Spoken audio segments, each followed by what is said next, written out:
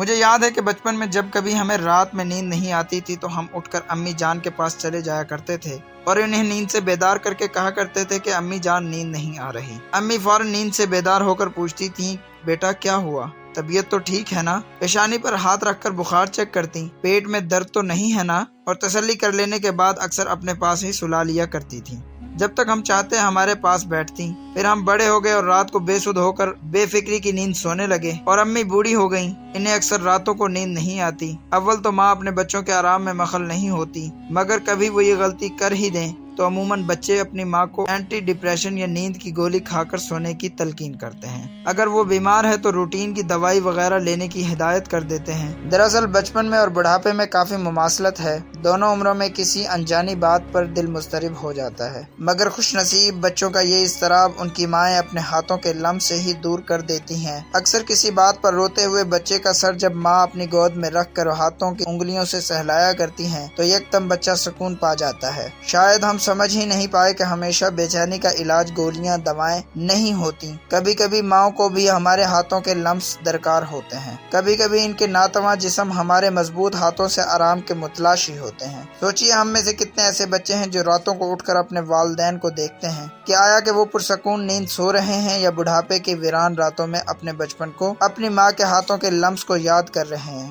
اللہ پاک ہم سب کے والدین کو محفوظ رکھے، اور جن کے والدین اس دنیا سے پردہ فرما گئے ہیں اللہ پاک ان کی مغفرت فرمائے اور جنت الفردوس میں اعلیٰ مقام عطا فرمائے، آمین۔ سلام پہنچے۔